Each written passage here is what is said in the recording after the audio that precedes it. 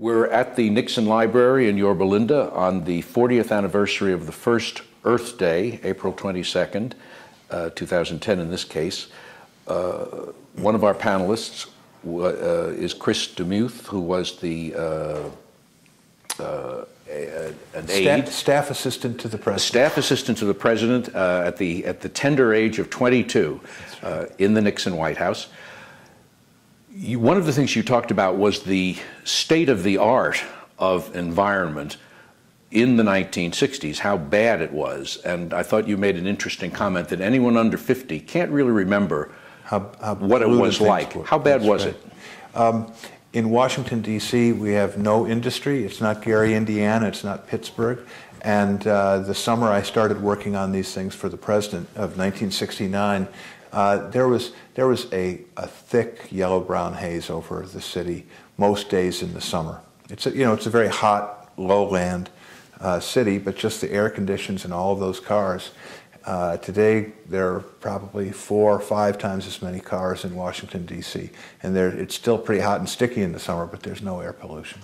And Lake Michigan, where I grew up, was pretty seriously polluted. The rivers were in worse shape. And Americans had tolerated it for a long time because in the 20 years, 25 years since World War II, they had enjoyed growing incomes and more jobs and the great growth of the economy. But it got to the point where there had to be a recalibration of our investments. And there was a pretty strong consensus. It formed very, very quickly, just as the president was coming into the White House, that we needed to be spending more money on pollution control for reasons of health and for reasons just of aesthetic and recreational values. One of the things that came out of this panel is that once the systems were set up and going, they largely ran themselves without direct intervention from President Nixon. You, however, having been present at the creation, had some direct input from him. Can you talk about that? Shall I repeat something that please. I said? Okay. I was a very young man. I was just out of college. I'd been working for Pat Moynihan on the problems of the cities and welfare reform. And in late August or early September of 1969, I was told to come to a meeting to talk about the State of the Union address that would be delivered next January 1970, the first of a new decade, if you count that starting with a 0. And he had been thinking about his first State of the Union address a great deal. And he had a couple of things that he wanted to work on. But what he asked me to do is to work on environmental policy. I didn't know what these policies were. He didn't know a lot, but he knew a little. And he knew we had some very weak air and water pollution programs, programs to control pesticides and other chemicals. And he thought that they had been rather toothless. And he asked me in a very open-ended way to make a study of what all of these programs were, to head up a task force with people from the various agencies, to analyze what we were doing, what was wrong, and what we should be doing instead, and to come to him with a program of legislative proposals for doing much more to clean up the air, the water, the land than we'd been doing so far. I remember that he wanted something serious, but he didn't want something radical. The leaders of the environmental movement in the Congress at the time were Democrats, Edmund Muskie, Henry Jackson, Scoop Jackson especially, and I remember him saying, I'm not going to go as far as Muskie. Muskie would close down all of American industry. I won't do that. And that was he tended to talk in those kind of sweeping terms. So he didn't want the programs to close down of all American industry. But he clearly was envisioning something that would be costly. He knew that we had to make major expenditures and that they would be very contentious.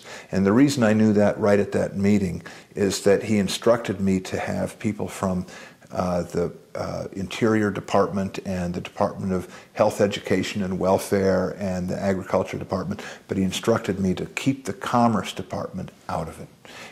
His good friend Maury Stans was the Secretary of Commerce, and he said, don't let Maury know about this. If he does, he'll bring all of his business buddies in here and they'll gut the whole program and we'll never get off the ground. So you leave them out of it, we'll brief them on what we're going to do right before the proposals go up to Congress, and I'll cover for you, he said. That told me that he understood that was his way of telling me that he wanted something substantial, that he really wanted to make progress on this issue. So right from the beginning, he probably didn't understand exactly how costly, how contentious it was going to be, but as a very astute practicing politician, he knew that this was a big new part of domestic politics, that the public expected big public investments to produce progress, and I was supposed to do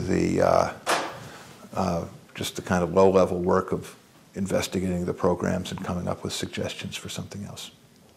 You've just partly addressed the question that, the criticism that Nixon was not really very interested in the environment, that he was, if anything, he was drugged kicking and screaming to it by aides who were interested or who were reacting to opinion polls and may not have been interested in it themselves.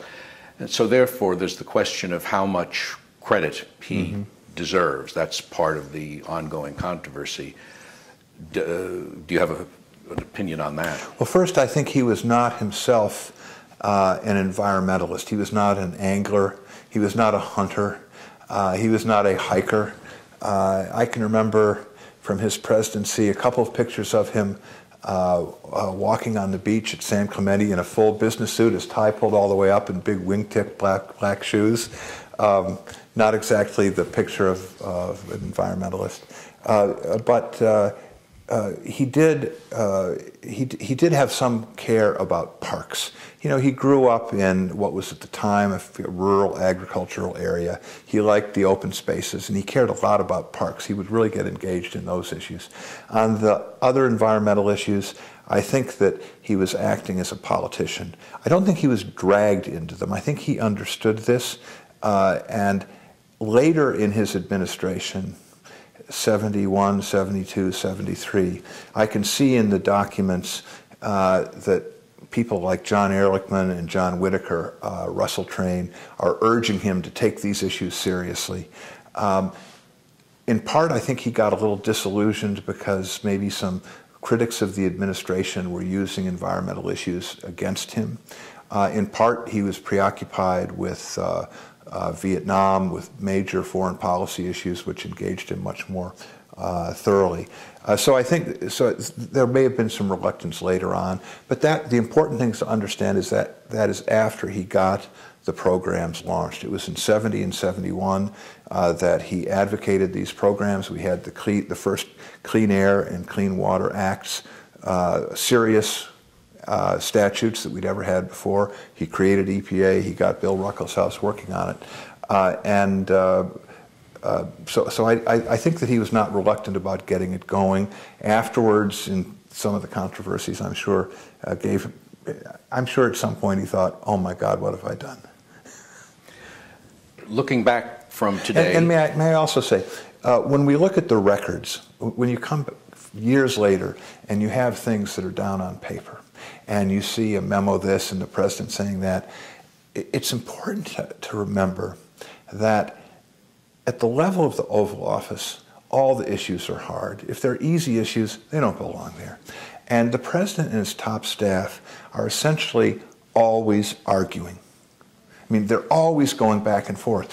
And I'm not trying to defend Nixon. I mean, you can find him making some very skeptical comments about whether the public really cares about the environment. he's saying that because he wants the other people to respond. He's trying to get information. He's trying to cover a lot of territory on lots and lots of different issues in the course of a conversation or a memo. And so there's a lot of contention back and forth that is a sort of a discovery process. The important thing is, as I learned in getting ready for today's session, he never countermanded or weakened a single decision Bill Ruckelshaus made. And Ruckelshaus was out there listening to testimony about what to do about automobile emissions and DDT and wastewater treatment. And he was dealing with mayors and CEOs of big corporations and farmers and so forth. And there was, I mean, people were smashing chairs over each other's heads. And I mean, it was pretty raucous stuff. And a lot of administration constituencies were unhappy with what Ruckelshaus was doing. And I know that President Nixon pulled back his subordinates without hesitation on many occasions, and he did not here. It's 40 years from the first Earth Day. Today is also the anniversary of President Nixon's death in 1994. Yes. What will Nixon's legacy in terms of the environment be? It will be that at the moment that public consciousness emerged very, very rapidly, he responded with alacrity to that new consensus. It was not a matter of enormous interest to him. I mean, we've had presidents that are great outdoorsmen. He was not a great outdoorsman. It was not what he thought was the most important issue facing the country. Peace with honor in Vietnam. We know even in '69 and '70 he was working on the opening into China. He had a lot of interest in the problems of the cities, crime, welfare dependency, and so forth. Here's this issue that came out of nowhere. And I think that the greatest thing he did was, when this issue emerged, he dealt with it, not his favorite issue, not what he wanted to do, but something that he suddenly saw America needed, a very dramatic change of course. He acted very forcefully, moderately. He gave some very, if you look at his State of the Union address in '70, his address on the environment, they're very, very thoughtful addresses. They are at a level of seriousness that, frankly, you don't see in a lot of political rhetoric in more recent years, even from the president. He was not self-congratulatory about it, but he provided the critical support that got these programs, the Environmental Protection Agency, underway. Christopher DeMuth, thank you very much. Thank you, Frank.